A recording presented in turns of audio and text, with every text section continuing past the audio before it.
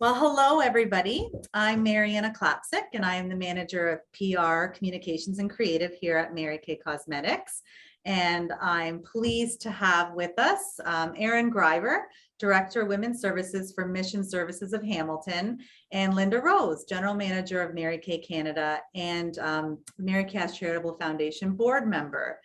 And we're here today to talk a little bit about what the Mary Kay Charitable Foundation does, and more specifically the shelter grant program, because we feel like, a lot of people know about the foundation, but not so much about the shelter grant program itself. So Lynda, I'm going to start with you. And could you tell our viewers a little bit about the Mary Kay Charitable Foundation and more specifically about its shelter grant program? Well, it would be my pleasure. The Mary Kay Charitable Foundation was actually founded in 2001, and its mission is to support women living with cancer and to help end violence against women by providing grants to women's shelters and community outreach programs across Canada. Mary Kay has long recognized the importance of, really educating women about domestic violence and keeping them safe from it. And the Mary Kay Foundation is supported by Mary Kay Independent Beauty Consultants in Canada. Of course, our company, Mary Kay Cosmetics Limited, and it is an important part of the legacy of our founder, Mary Kay Ash. And this program has and continues to be a top priority for us. And last year, I'm really proud to say that we donated $126,000 in grants to shelters across the country, which raised our total to $1.8 million that we've been able to donate since the inception of the foundation in 2001. So that makes me certainly incredibly proud. That's amazing, amazing work. Yeah. Now, Erin, Inasmuch House was one of the 2021 shelter grant recipients. How did you hear about this program? We had applied before. And we had heard about it from word of mouth from colleagues and other organizations that had encouraged us to apply. So we applied, and we were so happy to hear that we were the recipients. Amazing. And could you tell us a little bit about your organization and what you do, the different services you provide? Sure. We provide a lot of services.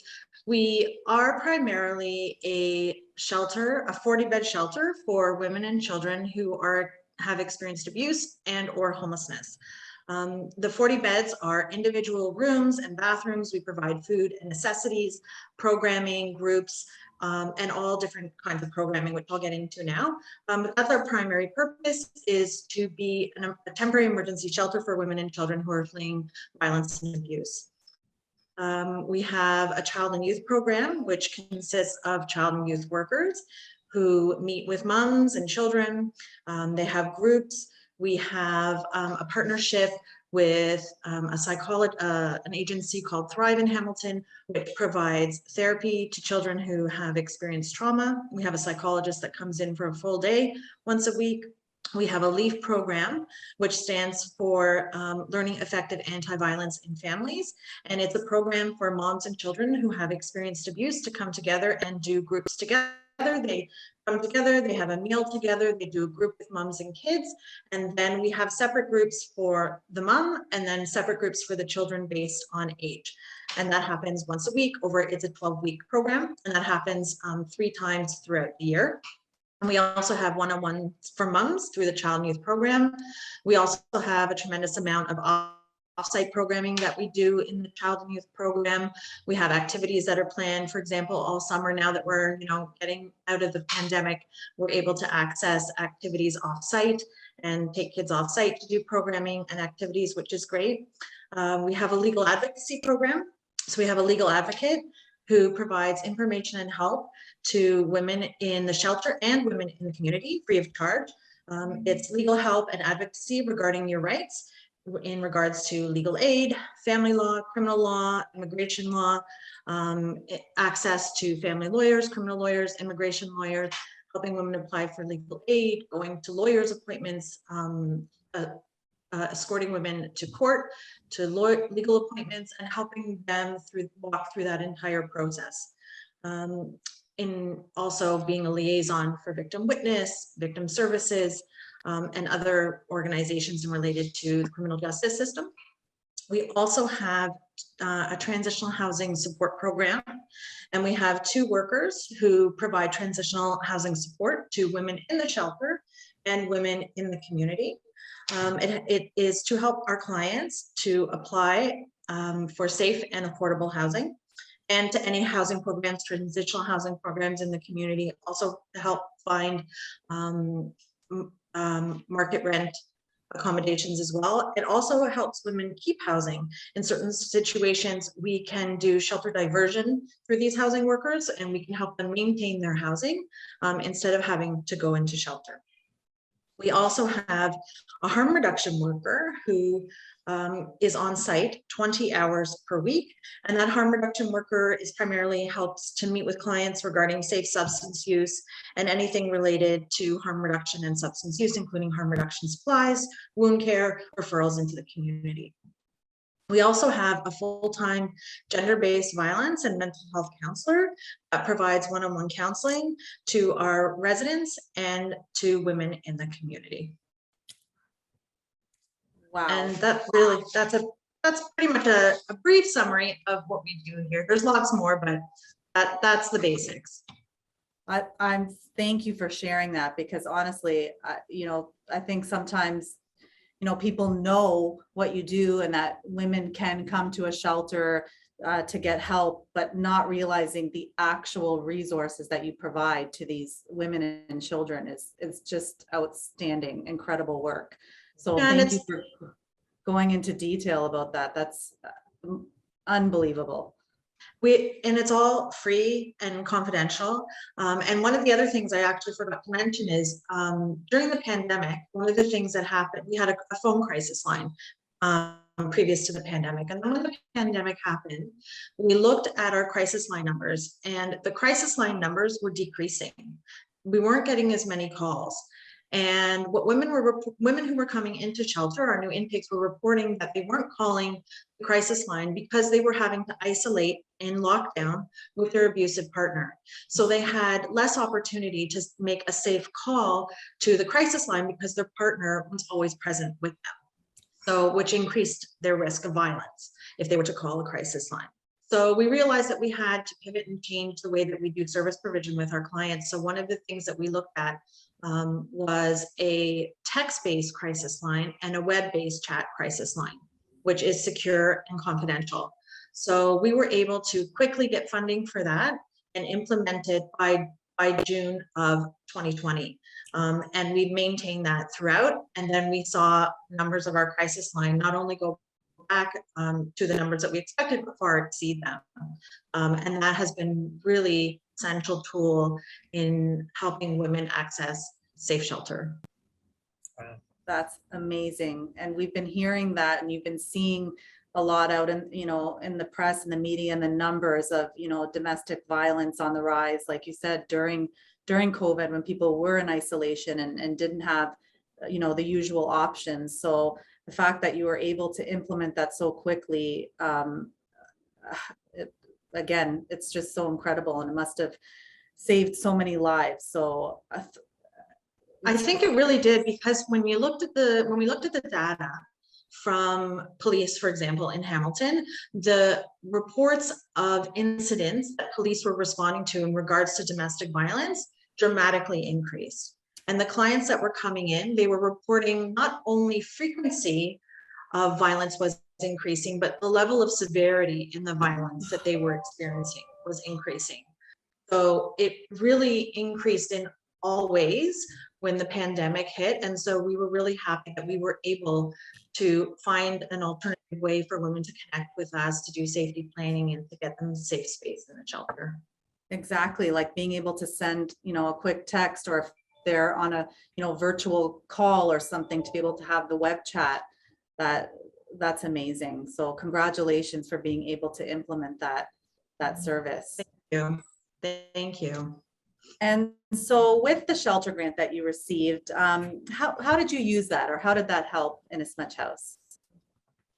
So one of the, which we hadn't talked about, I saved it till now, obviously, but one of the things we really realized throughout the pandemic, because we were in we had outbreaks several times throughout the pandemic, and we had a team. And so what happened during the pandemic is that a lot of times we would have people isolating within the shelter, or during lockdowns, or when school was virtual. We had a lot of families in the shelter that normally, not during the pandemic, would be out in the community, accessing the libraries, accessing the malls, going to schools, going out, to social venues and events, that they did not have that opportunity during the pandemic.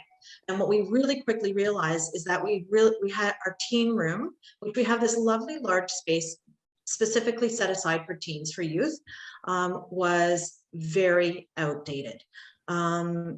So it was designated specifically for teens in the shelter, and the intent of the room was to provide a space for teens that's specifically designed for their use and their needs.